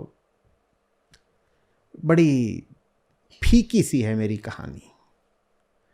सच तो ये है कि कुछ करा नहीं, कुछ पाया नहीं, कुछ जिया नहीं, और जिम्मेदार सिर्फ इस पल से अध्यात्म की शुरुआत होती है।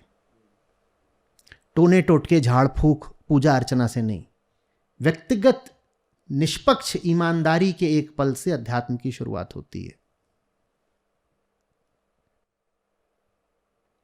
समझ में आ रही है? और जो तथ्यों में जीने लग गया, सत्य उसके लिए अब दूर है ही नहीं। तो कुल बात वास्तव में कल्पना से उठकर तथ्य पर आने की है। उसके आगे का काम हमें ऋषियों ने बताया है कि अपने आप होता है। याद है ना? उसके आगे के काम को क्या बोलते हैं? अनुग्रह, ग्रेस। वो अपने आप होता है। लेकिन इमेजिनेशन से फैक्ट पे आने का काम आपको खुद करना पड़ता है और उसमें बड़ी चोट लगती है, खुद को तोड़ना पड़ता है। आप तथ्यों में जीना शुरू कर दीजिए, सत्य के द्वार स्वयमेव खुल जाते हैं।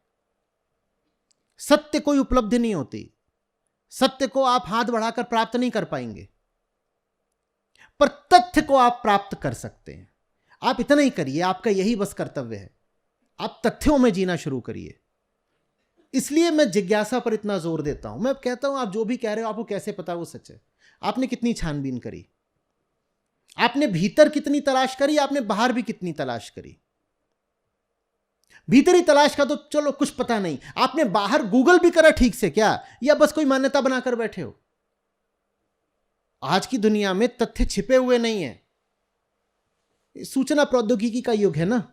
आप जो जानना चाहो जान सकते हो। मैं आपको यकीन के साथ बोलूं, आप जांच लीजिएगा, हो सकता है झूठ बोल रहा हूं या गलत बोल रहा हूं। जो आपकी बहुत केंद्रीय और ठोस मान्यताएं होंगी अपने बारे में, दुनिया के बारे में, जीवन के बारे में, उनको लिखिएगा पहले, ताकि फिर झूठ ना बोल पाए। लिख लीजिएगा 10 और फिर उनकी छानबीन करिएगा। 10 में से 7 या 8 गलत निकलेंगी, एकदम गलत। हमें तथ्य ही नहीं पता है। मैं साधारण तथ्यों की बात कर रहा हूं, आंकड़े हमें नहीं पता, लेकिन हमें यकीन पूरा है, कॉन्फिडेंस पूरा है। और मायावी आदमी की यह पहचान आप हमेशा पाएंगे, उसमें यह पूरा होगा। हम बताते हैं ना, हमें सब पता है। माया जिस दिन थोड़ी विनम्र हो जाए उस दिन उसका अंत शुरू हो जाता है। यह एक चीज है जो आप माया में नहीं पाएंगे। उसकी जिंदगी के लिए, उसके अस्तित्व, उसके बचे रहने के लिए जरूरी है कि उसमें एक अकड़ हो, जिसको आजकल नाम दिया जाता है आत्मविश्वास का। ये जो आत्मविश्वास है, आत्म ही क्या है? आत्म ही क्या है? मैं। तो आत्मविश्वास होने, झूठ पर विश्वास को आत्मविश्वास बोलते हैं। अपने झूठ पर विश्वास को आत्मविश्वास बोलते हैं। संतों को आप आत्मविश्वासी नहीं बोलेंगे। आपने कभी छवि देखी है, चित्र नानक साहब का होता है या कबीर साहब का देख लीजिए, जैसा उनको छवियों में भी चित्रित करा जाता है, आपको लगता है कॉन्फिडेंट लोग हैं। आप ये भी नहीं कहेंगे कि उनमें लैक ऑफ कॉन्फिडेंस है, आत्मविश्वास की कमी, वो भी नहीं कहेंगे, पर उनको देख के ये तो नहीं बोलेंगे ये बंदा बड़ा कॉन्फिडेंट है। ऐसा तो कुछ ख्याल आता नहीं कि आता है। लेकिन आजकल जिनको आप सफल मानते हैं, ऊंचा मानते हैं, उनको आप देखिए, ask me, I tell you, ये माया है। आ रही है बात? और ये माया का मैं कह रहा हूं लक्षण नहीं है, ये माया की मजबूरी है। क्योंकि विनम्रता, हमने कहा, माया का अंत होती है। माया को अगर जिंदा रहना है तो उसे आत्मविश्वास दर्शाना होगा। माया विनम्र हो गई तो मर जाएगी। विनम्र होने का अर्थ होगा स्वयं पर प्रश्न चिन्ह लगा पाना। स्वयं पे सवाल किया तो जो उत्तर आएगा वो विगलन की ओर ले जाएगा, समाप्ति की ओर ले जाएगा। वो समाप्ति कोई बुरी बात नहीं है, डर मत जाइए। उस समाप्ति से जीवन शुरू होता है। हम सपने में हैं। जानने वालों ने कहा है हम सपने में भी नहीं हैं, हम अभी गर्भ में हैं। हम पैदा होने की प्रतीक्षा में हैं।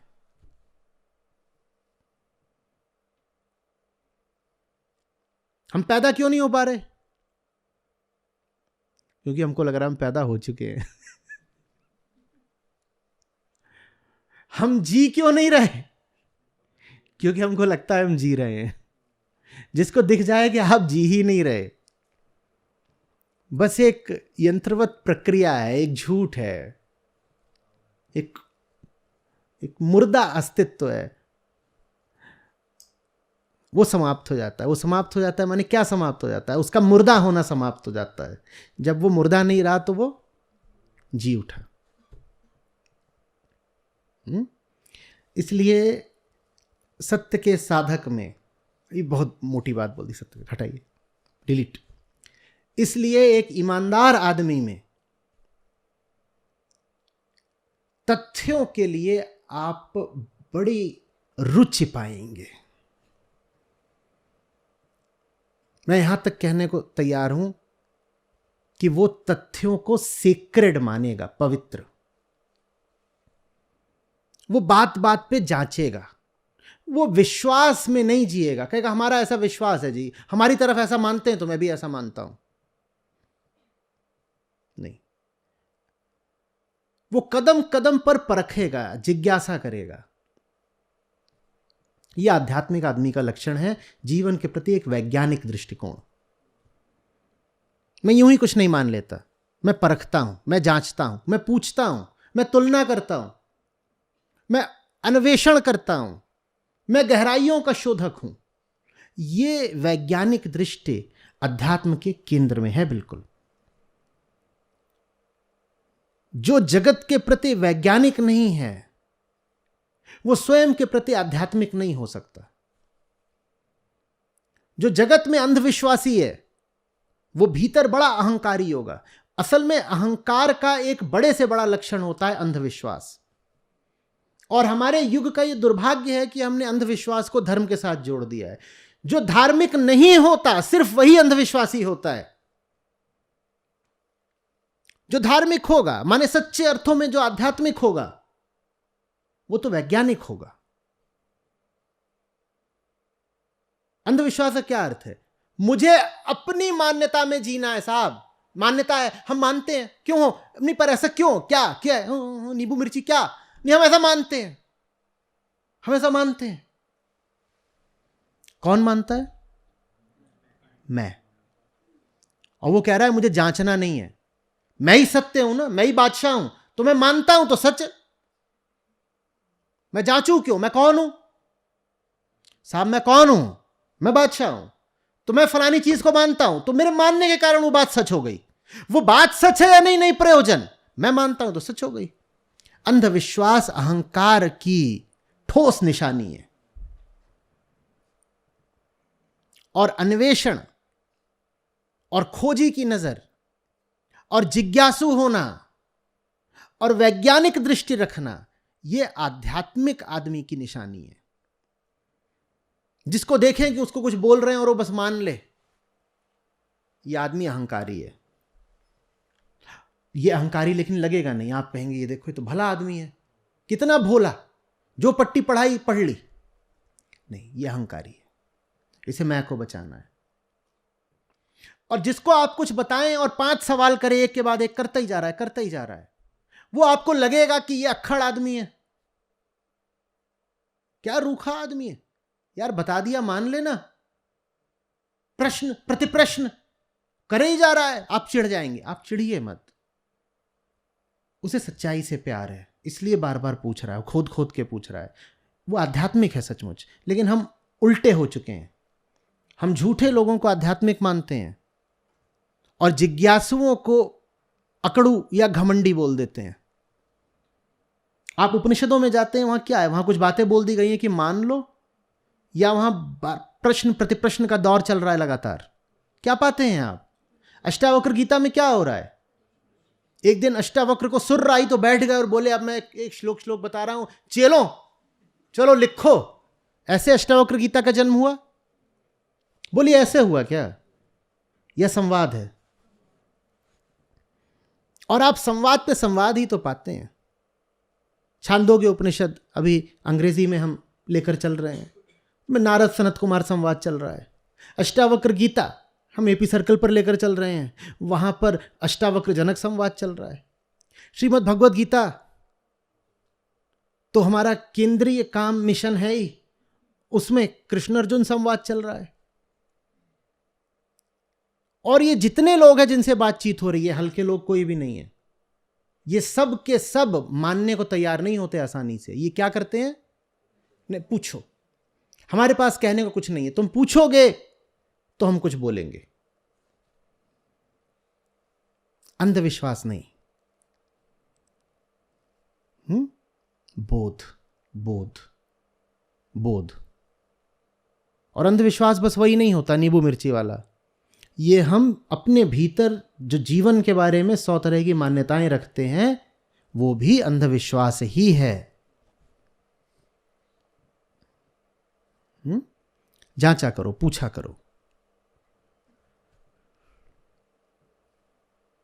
एक बात मैं और थोड़ा स्पष्टीकरण चाहूँगा आचार्य जी। सामूहिक कल्पना भी तो होती है। सामूहिक जैसे लोकतांत्रिक तथ्य है, ऑब्जेक्टिव ये मेज सबने देखी मेज है, तो अंधविश्वास जो फैला हुआ है वो सामूहिक कल्पना है। सामूहिक कल्पना को ही तथ्य बोलते हैं। ऐसी कल्पना जो सब कर रहे हो वो तथ्य बन जाती है। उदाहरण के लिए हिटलर के समय में यह एक तथ्य था कि यहूदी बेईमान होते हैं और उनको अगर खत्म कर दो तो कुछ बुरा नहीं है। यह एक तथ्य था, यह तथ्य है बिल्कुल। आज आप वैसी बात बोले तो आपको पकड़ के डाल देंगे एंटीसेमिटिज्म जेल वगैरह में, पर उस समय तथ्य था। नाजी पार्टी ऐसी छाई थी कि पूरा देश ही मानने लग गया था कि यहूदी तो होते ही ऐसे हैं कि इनको मारना ठीक है। यह तथ्य बन गया था। सामूहिक कल्पना तथ्य बन जाती है। किसी चीज को अगर तथ्य के तल पर ले आ देना हो या तथ्य जैसा स्वीकार करा देना हो तो बस यह करो कि 500, 1000, 10,000 या 10 करोड़ लोगों का एक दल बना लो जो सब एक ही बात कह रहे हो। जो बात सब कह रहे हो वो बात तथ्य बन जाती है। इसीलिए तो तथ्य आखिरी चीज नहीं होता ना, इसीलिए तो तथ्य आखिरी नहीं होता। और सत्य पर बैठकर जो देखते हैं वो यही कहते हैं कि तथ्य और कल्पना में कोई बहुत अंतर नहीं है। 3 कहां से भेद आ गए साधो? ये तुमने कहां से 3 विभाजन बना दिए कि कल्पना है, फिर बीच में तथ्य है और फिर ऊपर सत्य है। साधो 2 ही अंतर होते हैं, भेद तो एक ही होता है, विभाजन रेखा तो एक ही खिंचती है, सार और असार के बीच में सत्य और सत्य ऊपर बैठ के अगर एक है तो नीचे जितना है वो सब क्या है? तो माने तथ्य भी क्या है? तो कल्पना जब व्यक्तिगत होती है तो हम उसे कह देते हैं, और वही कल्पना जब सामूहिक हो जाती है तो कह देते हैं। सपना एक आदमी को आया तो कह देते हैं सच, सपना। सपना एक को आया तो कह देते हैं सपना। वही सपना सब एक साथ देख रहे हो तो कह देते हैं सच है। आपको कैसे पता है यहां जो कुछ हो रहा है आप सबका सामूहिक सपना नहीं है? तो फिर तो विज्ञान भी सामूहिक सपना ही हो गया, ऑब्जेक्ट।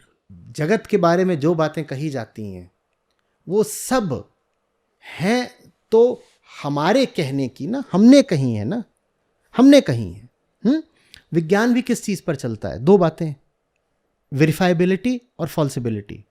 वेरीफाइबिलिटी ये होती है कि मैंने कुछ कहा, उसका पीयर रिव्यू होगा। ठीक, मैंने एक बात कही कि मैंने शोध करा, उसका ऐसा ऐसा नतीजा आया।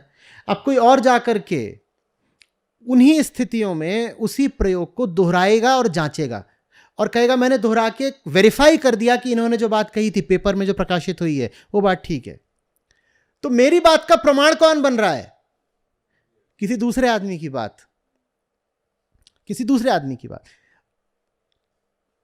कसौटी हम किसको बना रहे हैं? एक समूह को ही तो बना रहे हैं, समाज ही तो कसौटी है। तो विज्ञान भी एक तरह से समाज पर ही चलता है। विज्ञान भी एक प्रकार से समाजशास्त्री है कि हम किसी बात को कैसे मान लेते हैं कि अभी एक एक्सेप्टेड थ्योरी है। वो एक्सेप्टेड थ्योरी इसलिए है कि मैंने जांचा, वही परिणाम आया, फिर इन्होंने जांचा, फिर इन्होंने जांचा, उन्होंने जांचा, उन्होंने जांचा, सबने जांचा, परिणाम एक आया, तो हम कह देते हैं कि अब यह सिद्धांत हमें स्वीकार है, थ्योरी स्टैंड्स एक्सेप्टेड। विज्ञान ऐसे चलता है। लेकिन विज्ञान बहुत ऊंचा है, किससे? कल्पना से, अंधविश्वास से। विज्ञान में कम से कम मेरी बात आप जांचते तो हैं। अंधविश्वास में तो आपको जांचने का मौका ही नहीं दिया जाता। नहीं दिया तो मैंने नहीं दिया जाता। हम कह रहे ना ऐसा है, बस है, मानो। और नहीं मानोगे तो अभी धरती फटेगी और समा जाओगे, वहीं पे सजा मिलेगी और कुल देवता कुपित हो जाएंगे। वहां पे जांचने की कोई संभावना ही नहीं है, वहां बस मान लो। तो इसलिए जितनी भी वैज्ञानिक बातें हैं वो सत्य से नीचे की होती हैं, लेकिन अंधविश्वास से बहुत ऊपर की होती हैं। तो जो ये धार्मिक स्थलों से जो मान्यताएं जुड़ी होती हैं, तो सामूहिक कल्पना ही तो हुई, उनको तो वेरीफाई कर नहीं सकते। देखिए, धार्मिक स्थलों से जुड़ी जो कथाएं बनाई गई थीं, उनमें से कम कुछ ऐसी हैं जो अहंकार को मुक्तिमुखी बनाने के लिए बनाई गई थीं। हमने कहा था ना, माया दो प्रकार की, जगत में ही ऐसी जगहें बनाई गई थीं जो आपको मुक्ति की तरफ ले जाएंगी। तो उद्देश्य तो यही था कि तीर्थ स्थापित किए गए हैं या मंदिर इत्यादि बनाए गए हैं, तो इसलिए ताकि अहंकार मुक्ति की ओर जा पाए। या अब किताबें सब किताबें होती हैं, उपनिषद भी तो पुस्तकें ही हैं ना, या गीता भी तो पुस्तक ही, पर वो एक विशेष प्रयोजन से लिखी गई है। वो लिखी गई है कि उसको पढ़ोगे तो मुक्त हो जाओगे। और 70 तरह की किताबें हैं, फिक्शन है, ये वो बातें, उनको पढ़ोगे तो दुनिया की कीचड़ में और धंस जाओगे। तो किसी भी बात को हम सिर्फ इसलिए नहीं खारिज कर सकते। हम जहाँ पे खड़े हैं, मैं हमारे लिए बोल रहा हूँ, मुक्त जनों के लिए नहीं बोल रहा हूँ, अपनी और आपकी बात कर रहा हूँ। हम जहाँ खड़े हैं, हम किसी बात को सिर्फ इसलिए खारिज नहीं कर सकते कि वो भौतिक है। बिल्कुल ठीक बात है, पत्थर भौतिक है, पानी भौतिक है, गंगा भौतिक है, मंदिर भौतिक है, सब भौतिक है। पर सिर्फ इसलिए कि वो भौतिक है, हम ये नहीं कह सकते कि इसको ठुकरा दो, रिजेक्ट। अगर उस भौतिकता से मैं भौतिकता के पार जा पा रहा हूं तो वो भौतिकता शुभ है मेरे लिए। ये जगह भी तो भौतिक है ना। यहां पे आप क्या कर रहे हो? यहां पे इसलिए आए हो कि यहां पे हम आप में पिज्जा बर्गर बांटेंगे और बातें करेंगे कि और दुनिया को कैसे भोग लें, ये क्या कर लें। आप क्या करोगे? आप एक जंगल के बीचों बीच फंसे हुए हो, आपको बाहर भी जाना है तो आप कहां से रास्ता निकालोगे? जंगल से ही तो निकालोगे ना। तो जंगल में सब कुछ ही ऐसा नहीं होता जो आपका दुश्मन है, आपको समाप्त कर देगा, आपके लिए ठीक नहीं है। जंगल में ही ऐसे तत्व होते हैं जो आपको बाहर निकलने की राह दिखा देंगे। मंदिरों को जगत के पार जाने के साइन बोर्ड की तरह बनाया गया था। जैसे जंगल में किसी ने दिशा निर्देशक कुछ चिन्ह डाल दिए हो, दिस वे। आप सिनेमा हॉल में जाते हो, दफ्तर में जाते हो, वहां एग्जिट लिखा होता है, नहीं, वहां लिखा हुआ है उधर एग्जिट। तो मंदिर वही है, वहां लिखा नहीं होता, पर पढ़ा ऐसे ही करिए, वहां लिखा होता है एग्जिट कैसे करनी है। यहां से निकलने का रास्ता ये रहा। कहां से निकलने का रास्ता? ये अलग बात है कि वो सब समाप्त हो गया, सब समाप्त हो गया। आज जो अवस्था है हमारे मंदिरों वगैरह की, वहां से मुझे नहीं लगता कि किसी को भी मुक्ति लाभ होता है। लाभ क्या होगा? अब तो मंदिर बनाए भी इसलिए नहीं जाते कि मुक्ति मिले, अब तो मंदिर भी हमारे अहंकार का सूचक होके रह गए हैं। आप भी कैसे कहते हो कि फलाने मंदिर जाना है, और बहुत बड़ा मंदिर है। माने बड़ा है माने क्या? मंदिर है, सेठ जी की कोठी है कि तुम उसका आकार देख रहे हो? भाई किसी आदमी के बहुत पैसा आ जाता है तो क्या करता है? अपने लिए बहुत बड़ा सा महल बनवाता है। तो मंदिर को भी तुमने उसी कसौटी पर कस लिया कि कितना बड़ा है। तो वैसे ही जैसे देखते हो कि इसकी जेब कितनी बड़ी है, किसकी प्रतिष्ठा कितनी बड़ी है, वैसे ही देखते हो मंदिर कितना बड़ा है। या बड़ी मान्यता है, बड़ी मान्यता है, फलानी जगह बड़ी मान्यता है। मान्यता है माने मंदिर तो मान्यता का विध्वंसक होना चाहिए ना। मंदिर वो जगह है जहां जाके सारी मान्यताएं समाप्त हो जाएं। हमने मंदिरों को भी अपनी मान्यता में शामिल कर लिया। तो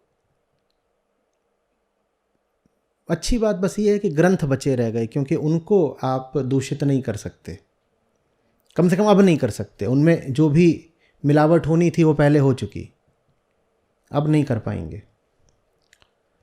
तो आज तो आध्यात्मिक प्रक्रिया में मंदिर या तीर्थ से कहीं ज़्यादा महत्व स्वाध्याय का है। बहुत विनम्रता के साथ कह रहा हूँ और बहुत सोच समझ के कह रहा हूँ कि श्री कृष्ण से संबंधित जगहों पे आज आप जाएंगे तो मुझे नहीं लगता बहुत लाभ होगा। उन स्थलों की, उन भौगोलिक स्थानों की अब कोई विशेषता रह नहीं गई है। उनको आदमी के स्पर्श ने बड़ा दूषित कर दिया। हम बहुत गंदे लोग हैं ना, जिस चीज़ को छू दें गंदा कर देते।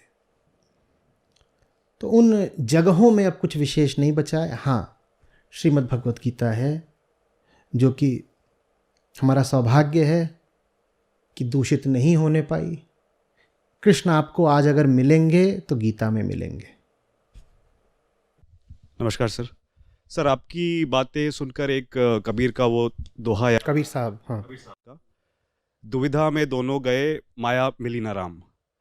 तो होता क्या है, जैसे आपकी बातें सुनता हूँ, मैं गीता समागम से भी जुड़ा हुआ हूँ, तो जब बातें सुनता हूँ, पढ़ता हूँ, तो बहुत एक आनंद की अनुभूति होती, लगता है कि सही रास्ते में आगे बढ़ रहा हूँ।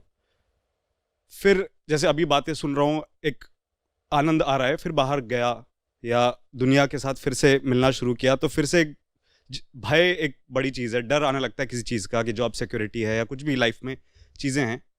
तो आपने जैसे एग्जाम्पल भी दिया कि चोटी पे पहुंच गए फिर नीचे आ गए, तो इसको सस्टेन कैसे करके रखें? ये जो फीलिंग अभी आती है सुन के कि एक समझ आ रहा है कि अहम वृत्ति से निकली हुई चीज़ें हैं, ये इसको होल्ड करके कैसे रखें कि ये फिर स्लिप ना हो जाए?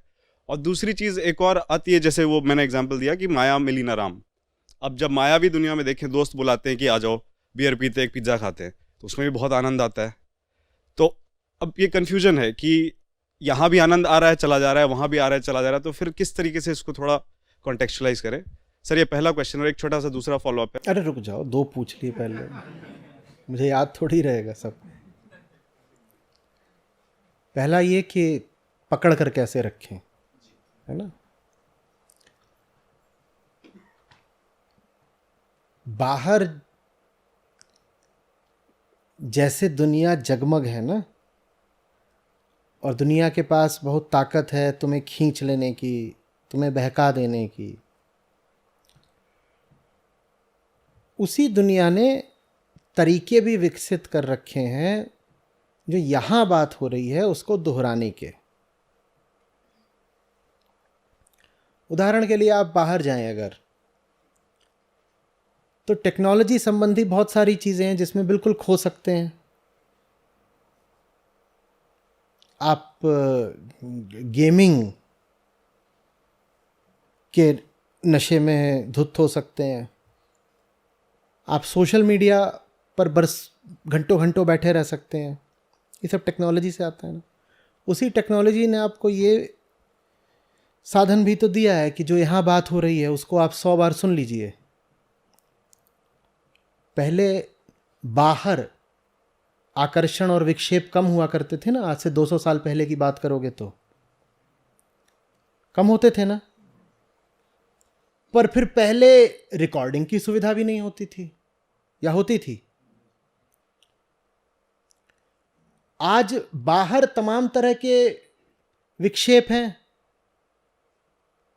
तो फिर आज टेक्नोलॉजी उपलब्ध है कि आप जो बात सुनना चाहो, जहां से सुनना चाहो, जिस समय सुनना चाहो, जिस जगह सुनना चाहो, जिसकी बात सुनना चाहो, तुरंत सुन सकते हो। ये कोई छोटा मोटा वरदान है। पहले कहीं कोई ज्ञानी होता था, लोग पैदल चलकर उसके पास पहुंचते थे, महीनों महीनों की यात्रा करके। सुना है ना ये सब? महीनों पैदल यात्रा करके जा रहे हैं कि कोई ज्ञानी है, फिर जाके गिर जाते थे, कहते दर्शन हो गए, कहता था हाँ बच्चा बताओ कैसे। बोले एक छोटा सवाल था, वही पूछने आए थे। उन्होंने छोटा सवाल पूछा, ज्ञानी जी ने घंटा भर भाषण झाड़ दिया। अब वो घंटे भर का भाषण उन्हें याद कितना रहेगा, वो थका हुआ आदमी है वो बेचारा। पर सुविधा नहीं थी कि रिकॉर्ड कर पाओ। आपके भीतर पात्रता ऐसी होनी चाहिए थी कि तत्काल ग्रहण कर लो। जबरदस्त श्रवण शक्ति चाहिए थी कि जैसे श्रवण हुआ तहीं मनन भी हो गया। जो बात कान पर पड़ी वो सीधे मन में बैठ गई। और ये कितनी मुश्किल बात थी, एक बार को सोच के देखिए। पहले तो जहां जा रहे हो उनका कुछ पता ठिकाना मालूम नहीं, अब तो सब कुछ पता होता है, एक एक बात पता है, 5 मिनट ऊपर नीचे नहीं हो सकता। आप चले होंगे गुड़गांव से यहां आने के लिए, जीपीएस आपको जितना समय बताता है आमतौर पे ठीक उतना ही लगता है। पहले कुछ पता ही नहीं होता था, रास्ता है, जंगल है, पहुंचेंगे नहीं पहुंचेंगे, कोई बीमारी लग जाए, क्या हो जाए, डाकू लूट लें, कुछ पता नहीं। नदी पड़े, कोई वो बाढ़ आई हुई है। तो टेक्नोलॉजी ने ही आपको तमाम तरह की आज सुविधाएं भी तो दी हैं। उन सुविधाओं को आप सही दिशा में इस्तेमाल करें। फोन पर आप इंस्टाग्राम की स्क्रॉलिंग करते जा रहे हो और साथ ही ये भी कह रहे हो कि सर आपकी बातें सुनते हैं, उन बातों से तात्कालिक राहत मिल जाती है। तो वही बातें इंस्टाग्राम पर भी तो मौजूद हैं। बाकी जितनों को सुनते हो करो सबको ब्लॉक। काहे नहीं करा आज तक? सवाल में अगर ईमानदारी होती तो सवाल पूछने से पहले ही उन सबको ब्लॉक कर चुके होते। फिर कहते ब्लॉक कर दिए हैं, तब भी वो घूम घूम कर आते हैं। ऐसा कैसे हो जाएगा? ऐसा तो नहीं है। मैं पूछ रहा हूं, बाहर आप फिसल जाते हो या फिसल जाना? अब चाहत का तो कोई उपचार नहीं होता। आपका मन ही है फिसलने का, तो कोई क्या करेगा? फिर तो चलिए मन के चलाए। किसी न किसी जगह पर स्वीकारना होता है कि जो चल रहा है वो मेरी मर्जी से चल रहा है। तो जो चल रहा है उसको बदला भी सिर्फ एक तरीके से जा सकता है, मेरी मर्जी से। मैं मालिक हूं। वेदांत आपको बड़ी शक्ति से उत्प्रोत कर देता है।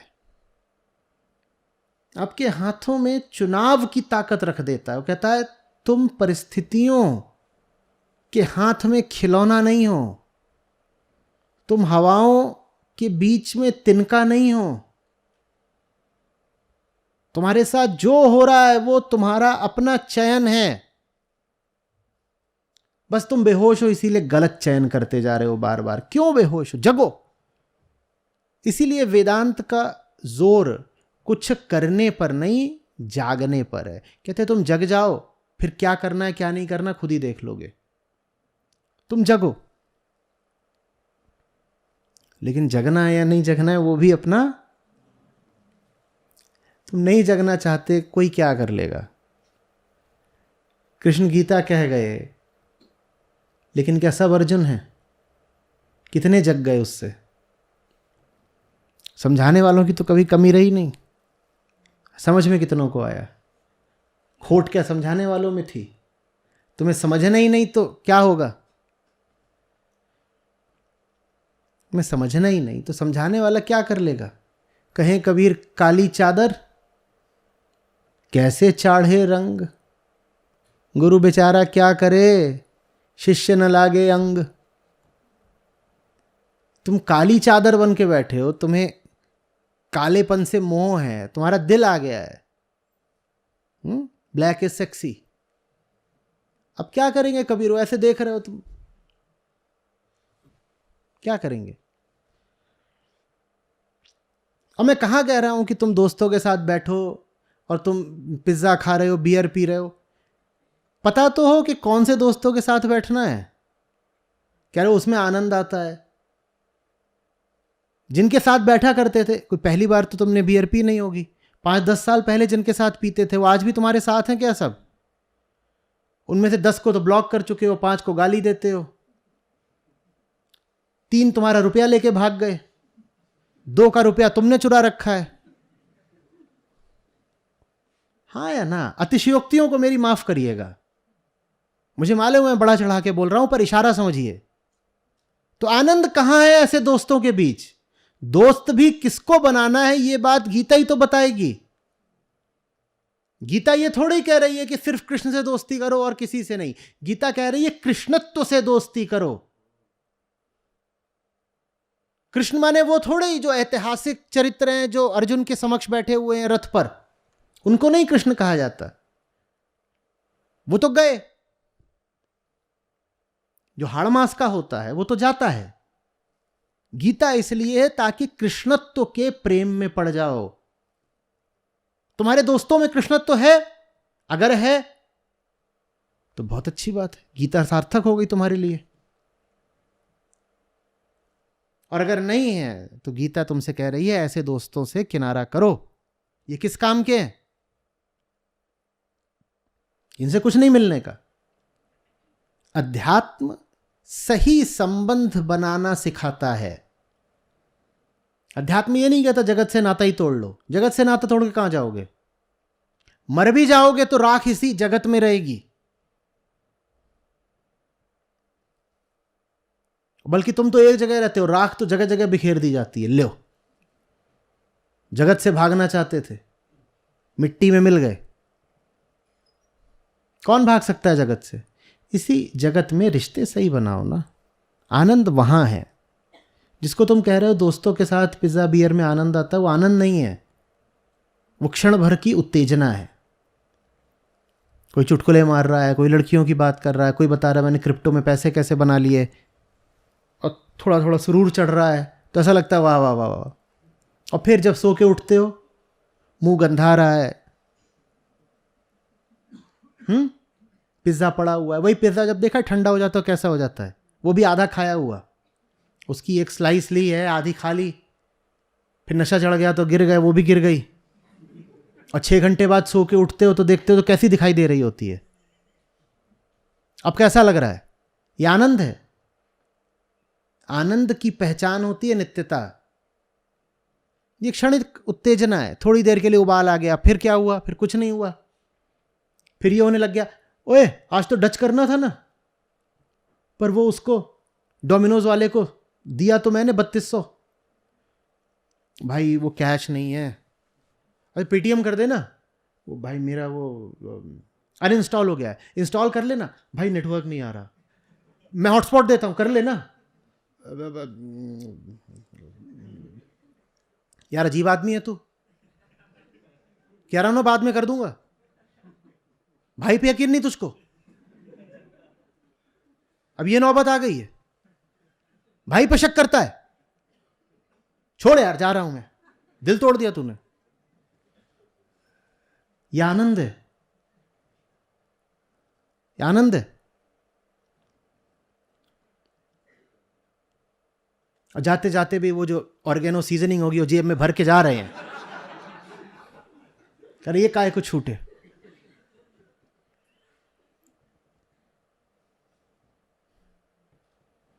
आनंद बताओ ना। अध्यात्म तुम्हें सुख से वंचित थोड़ी करना चाहता है, तुम्हें महासुख देना चाहता है। लेकिन महासुख तब मिले जब तुम पहले मानो कि तुम अभी बहुत दुखी हो। तुम झूठ मूठ ही मैं तो आनंदित हूं, मैंने पिज्जा खा लिया। अच्छा ठीक है, मैं तुम्हें विकल्प देता हूं, यहां से उठ के बाहर जाओ, पिज्जा मैं तुम्हें खिलाता हूं। बोलो बाहर बैठ के पिज्जा खाना है, यहां बैठना है? जल्दी बोलो। कहे आनंद तो वहां है, आनंद तो पिज्जा में है। जाओ बाहर बैठो, पिज्जा मंगवाते हैं अभी। वहां भी है, तो उसमें भी है तो इसको रोक देते हैं। मैं काहे के लिए गला खराब कर रहा हूं अपना? सब पिज्जा पार्टी करते हैं और बियर की बोतलें मंगा लेते हैं, उसमें भी तो है, बराबर का ही है, एक ही बात है। ये जितने लोग हैं सब पागल ही तो हैं। देश भर से आ रहे हैं, कोई फ्लाइट से आ रहा है, कोई ट्रेन से आ रहा है, 3 दिन 4 दिन का समय निकाला है, यहाँ आके होटल में रुके होंगे, पैसा खर्च करा है, संस्था को योगदान दिया है, उसमें पैसा खर्च करा है, फ्लाइट होटल में पैसा खर्च करा है, समय निकाला है, कोई घर से लड़के आ रहा है, सब पागल ही तो है। इन्हें तो बस इतना करना था, हेलो। कौन सा होता है वो लोग सबसे ज्यादा? हाँ नहीं, जो भी चीज बर्स्ट मार्गेरिटा। यहां इतना पैसा क्यों खर्च करा आपने यहां आने के लिए? और इतना समय क्यों लगाया? उनका तो 30 मिनट का होता है डिलीवरी, 30 मिनट्स आनंदा। यहां क्या क्या आए हैं? गुरूर। वो यार है मेरे, आनंद देते हैं मुझको। किस दिन स्वीकार करोगे कि ये तुम्हारे यार दोस्त रिश्ते नाते 2 कौड़ी के नहीं हैं? अर्जुन को भी शुरू में हो रही थी असुविधा कि कैसे मार दे दुर्योधन को, भाई है मेरा। उसने भी पिज्जा और बियर पी होगी कभी ना कभी तो। क्षत्रियों का घराना भाई, और वो भी राजपुत्र, सब चलता रहा होगा सब। द्यूत क्रीड़ा तो चलती ही थी, तो जब गैम्बलिंग है तो बाकी चीजें भी होती होंगी, वो सब चलता ही रहा है। मांसाहार हम जानते ही हैं कि था, तो ये सब भी होता होगा। वो भी बोल रहा है मुझे तो मजा तो उन्हीं के साथ आता भाई, बाकी सब तो ठीक है, बंदे मस्त है। और कृष्ण अगर न तोड़ देते अर्जुन को, तो अर्जुन ने तो बोल दिया था कि ये लोग ठीक है, मैं जा रहा हूं यहां से, क्योंकि आनंद वहां भी है तो है। बेटा पूरी गीता यही है कि जिनको यार दोस्त बोलते हो ना, चलाओ बाण, खटाखट साफ करो एक एक को।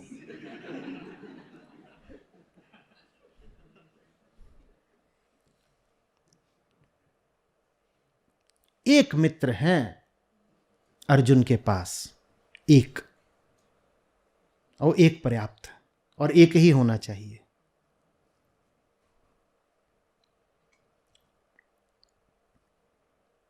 जो कुनबा लेके बैठे हो, किसी काम के नहीं होते ये।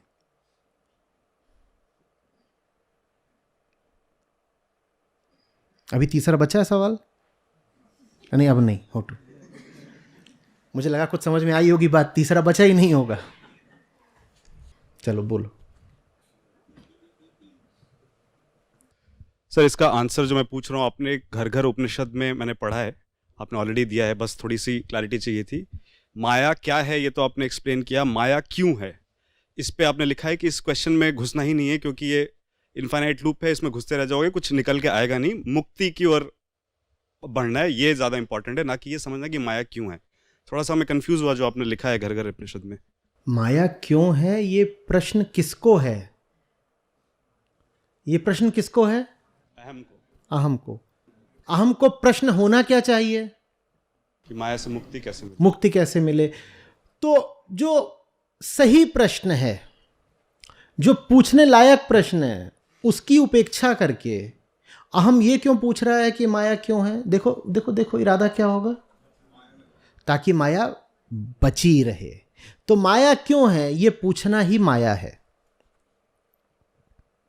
माया क्यों है ये पूछना ही माया है। बहुत तुमको अगर उत्सुकता हो रही है तो अधिक से अधिक ये पूछ लो कि माया किसको है? किसको है माया? अहम को। अहम को है, ठीक है। अहम कौन है? पागल। पागल, ठीक है। माया किसको है? पागल को। अहम को। अहम पागल है। चलो वही पुराना अपना उदाहरण बताइए, 7 उंगलियां क्यों हैं? ये 7 उंगलियां क्यों हैं? इन्होंने पूछा माया क्यों है, मैं पूछ रहा हूं 7 उंगलियां क्यों हैं? नहीं मुझे तो दिख रही है ना, मुझे दिख रही हैं 7 उंगलियां। बताइए 7 उंगलियां क्यों हैं? जो है ही नहीं उसके बारे में कैसे बताऊं कि क्यों है? माया माने जो है ही नहीं पर तुमको लगता है कि है। जो है ही नहीं उसके बारे में पूछ रहे, बताइए क्यों है। मैं पूछ रहा हूं बताओ मेरी 6ठी 7वीं उंगली क्यों है? तुम मुझे बता दो ये 7 उंगली क्यों है, मैं तुम्हें बता दूंगा माया क्यों है।